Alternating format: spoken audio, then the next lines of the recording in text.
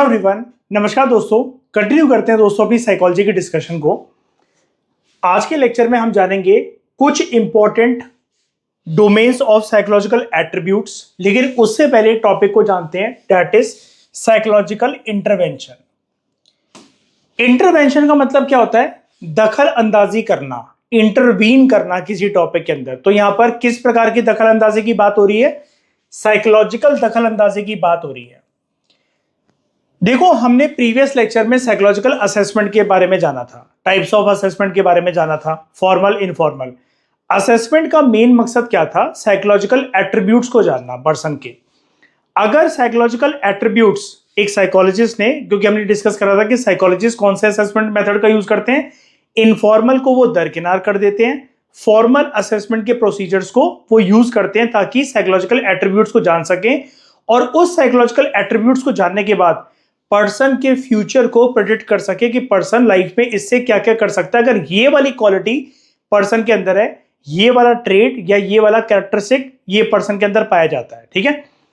अगर साइकोलॉजिस्ट का रिजल्ट उनकी एक्सपेक्टेशन के अनुसार आ जाता है साइकोलॉजिकल असेसमेंट का, तब तो कोई दिक्कत होती नहीं है।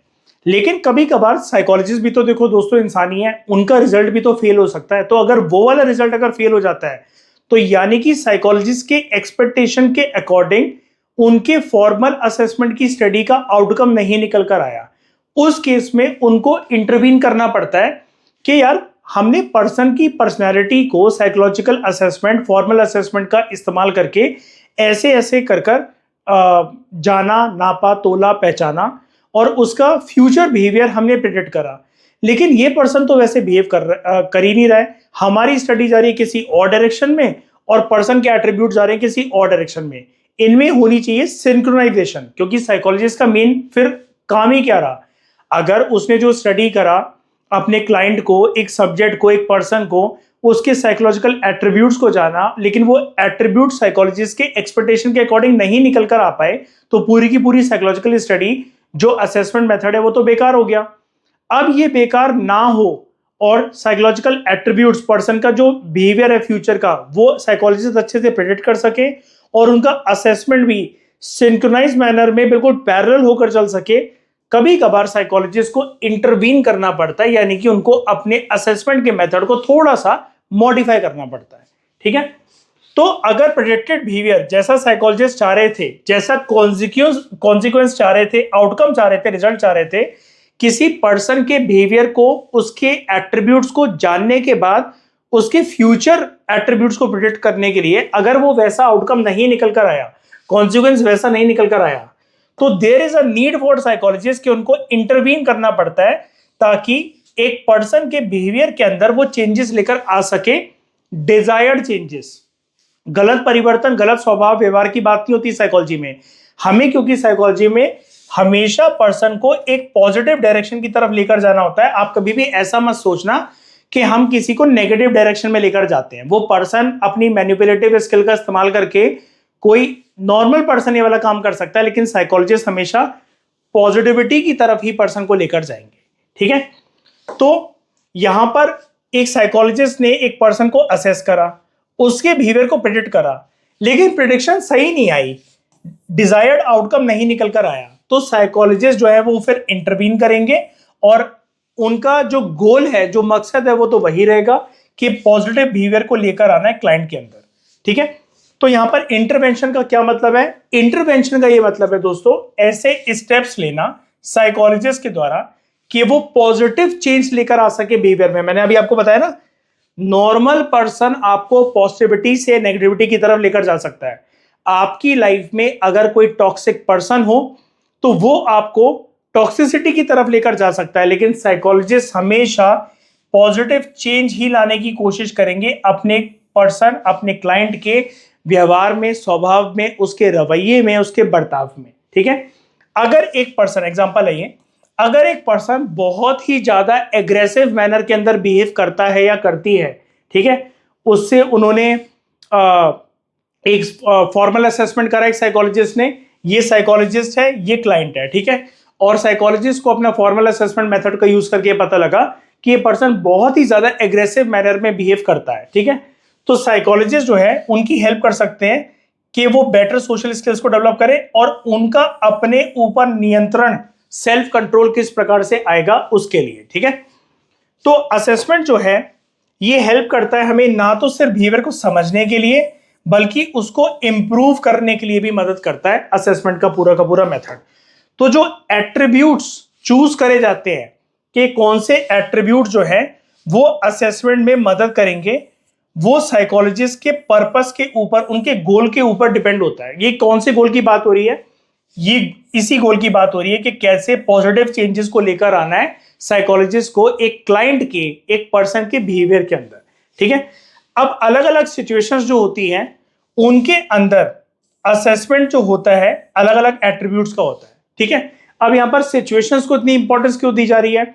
हमने कुछ लेक्चर्स पहले दोस्तों जाना था सिचुएशनिज्म के बारे में और सिचुएशनल पर्सपेक्टिव के बारे में कि परिस्थितियों का जो इंपैक्ट होता है, ठीक है, वो बहुत ज्यादा होता है एक पर्सन के बिहेवियर को लेकर, एक बिहेवियर के ऊपर।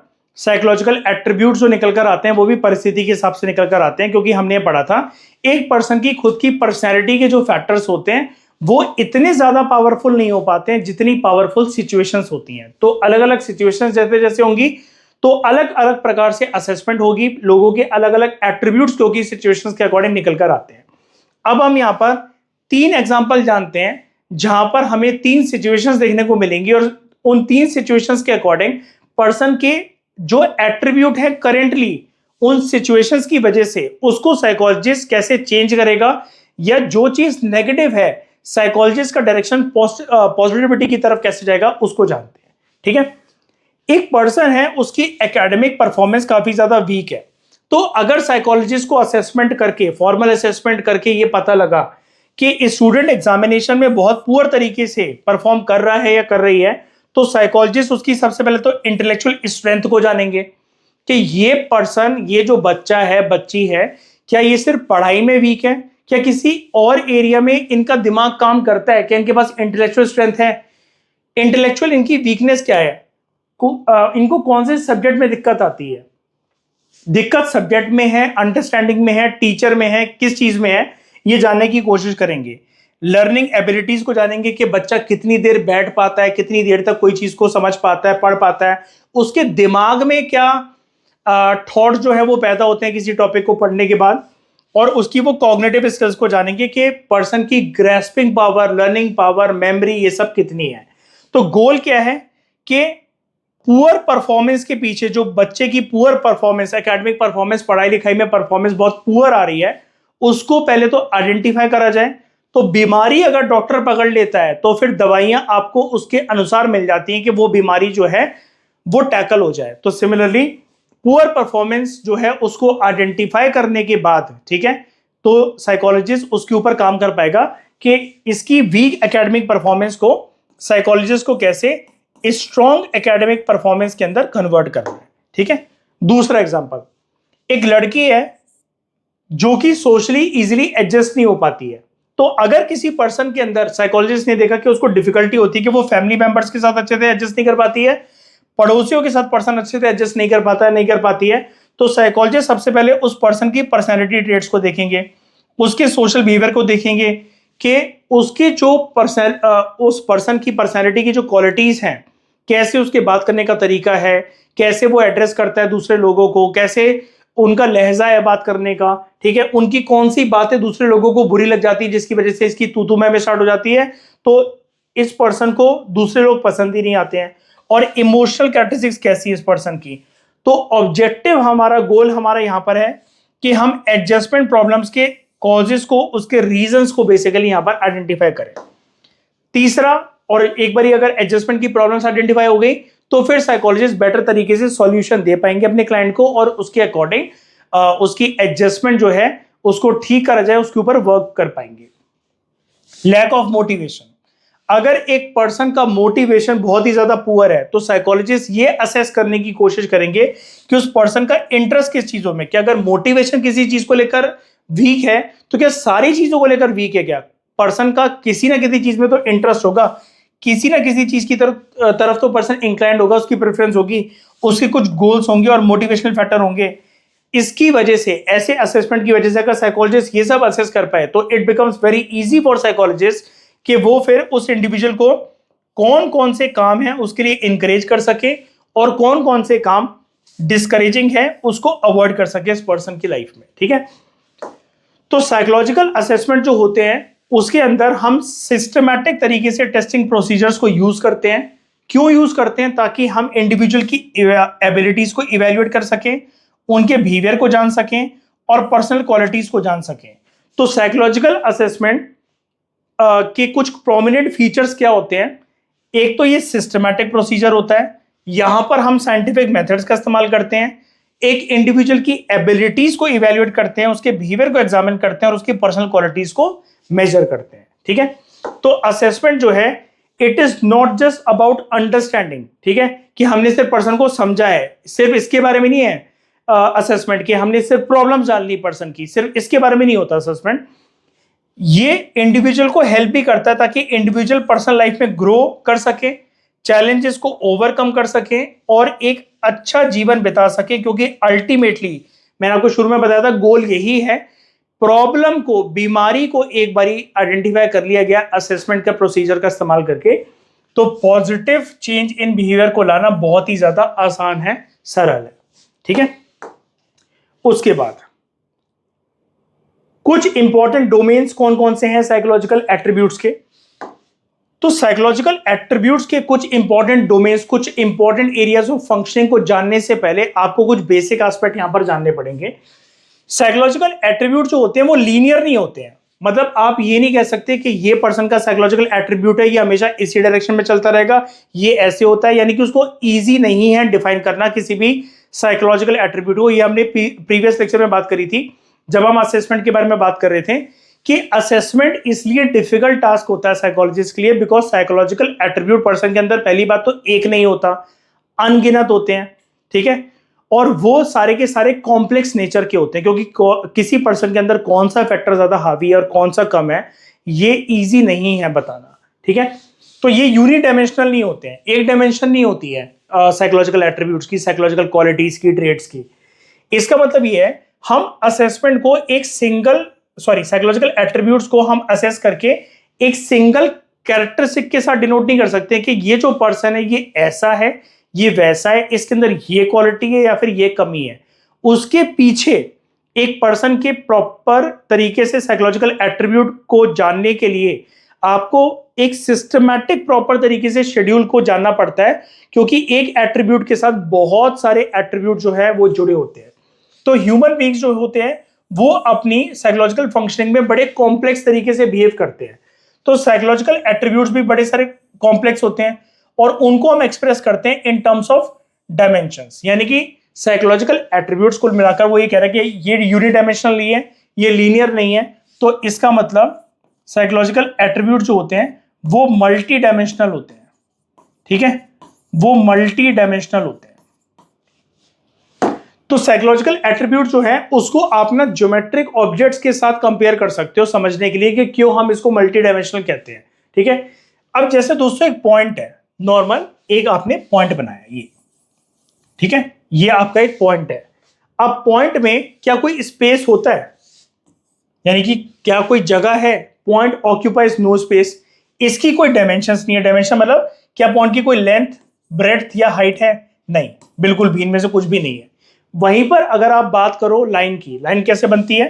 एक पॉइंट, दूसरा पॉइंट, एक पॉइंट है ए, दूसरा पॉइंट है बी, इसको आपने ज्वाइन कर दिया, ये बन गई एक लाइन। ठीक है, तो लाइन जो है वो बड़े सारे पॉइंट्स के संगम से मिलकर बनी होती है। जैसे अगर आप इस लाइन को देखो, हमने तो यहां पर वैसे दो पॉइंट्स को वैसे जोड़ दिया, लेकिन ये जो लाइन यहां से यहां तक गई है तो इसके अंदर बड़े सारे ऐसे पॉइंट्स है, बहुत सारे पॉइंट से मिलकर बनी होती है एक लाइन।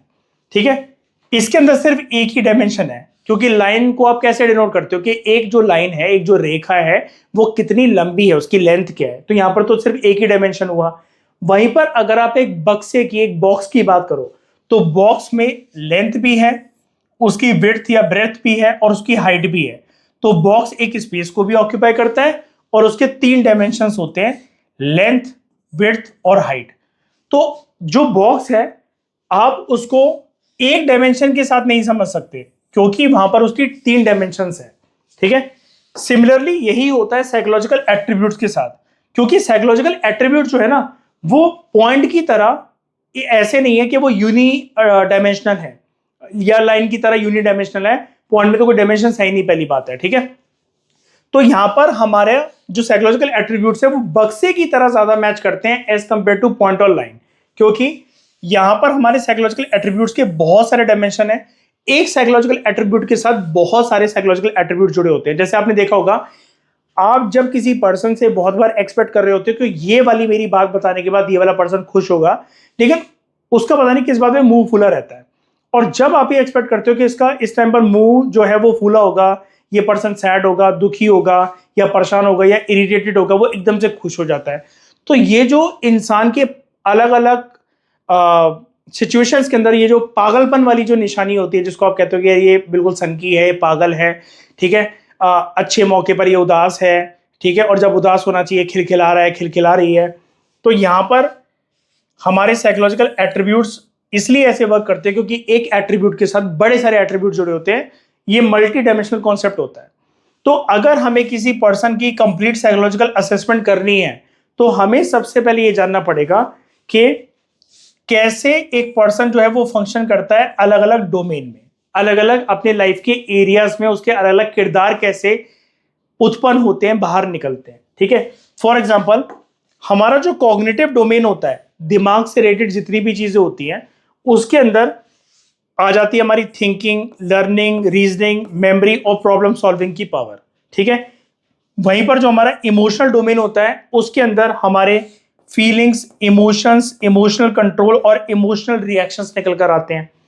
हमारा जो सोशल डोमेन होता है, जहां पर हम अपने अलावा किसी दूसरे व्यक्ति से या नंबर ऑफ व्यक्तियों से इंटरेक्ट कर रहे होते हैं, तो it is related to our interaction with others. हमारे दूसरों के साथ रिलेशनशिप कैसे हैं, हम सोशली कितना एडजस्ट कर सकते हैं, और हमारे कम्युनिकेशन कैसे हैं, क्या हमारी बातें दूसरों को हर्ट कर देती हैं, दूसरों की बातें हमें हर्ट कर देती हैं। हमारी जिंदगी वैसे तो बहुत सारे डोमेन से मिलकर बनी हुई है, लेकिन मेजरली अगर आप देखो तो आपके दिमाग में कुछ बातें चलती हैं, या आपका दिमाग जो है वो नंबर ऑफ क्वालिटी से मिलकर बना हुआ है। आपके इमोशंस के अंदर बड़े सारे फीचर्स देखने को मिलते हैं, और आपका सोशल डोमेन, आपका जो सामाजिक वातावरण है, वो भी बड़ी सारी चीजों से मिलकर बना हुआ है। अब यहाँ पर कितनी सारी चीजें एक साथ कनेक्टेड हैं, क्योंकि आपकी लाइफ में ये सारी चीजें एक साथ चल रही होती हैं। तो क्या आप किसी एक एट्रीब्यूट के साथ, किसी एक साइकोलॉजिकल एट्रीब्यूट के साथ इंसान को इजीली डिफाइन कर सकते हो? नहीं कर सकते हो। तो हमारी पर्सनैलिटी या हमारी पर्सनैलिटी के जो साइकोलॉजिकल एट्रीब्यूट्स होते हैं वो पॉइंट की तरह नहीं होते, वो लाइन की तरह नहीं होते, वो बॉक्स की तरह मल्टी डायमेंशनल होते हैं, ठीक है। इसलिए यहां पर बोला हुआ है कि आप साइकोलॉजिकल एट्रीब्यूट्स को ज्योमेट्रिक ऑब्जेक्ट्स के साथ कंपेयर कर सकते हो। तो जो दूसरे डोमेन्स हैं, जैसा कि मैंने आपको बताया, कॉग्निटिव, इमोशनल और सोशल डोमेन के अलावा भी बहुत सारे डोमेन्स हो सकते हैं। मैंने यहां पर सिर्फ 3 ही एग्जांपल्स पुट कर रखे हैं। तो दूसरे जो डोमेन्स हैं उसको भी हम कंसिडर कर सकते हैं, लेकिन वो डिपेंड होता है कि हमारा पर्पस क्या है असेसमेंट का, कि हम असेसमेंट जो पर्सन के पर्सनैलिटी के एट्रीब्यूट्स की, क्वालिटीज की, कैरेक्टरिस्टिक्स की जो करना चाह रहे हैं, तो वो हम क्या करना चाह रहे हैं, उससे हमारा जो आउटकम है वो क्या निकल कर आएगा, ठीक है। तो कुछ जो इंपॉर्टेंट ये जो डोमेन्स होते हैं साइकोलॉजिकल एट्रीब्यूट्स, कौन कौन से होते हैं वो हम अगले लेक्चर में जानेंगे, लेकिन इसके जो बेसिक एस्पेक्ट्स हैं उन सारी चीजों के बारे में, सभी चीजों के बारे में मैंने यहां तक आपको बता दिया है। इस डिस्कशन में दोस्तों फिलहाल इतना ही। Thank you very much for discussion.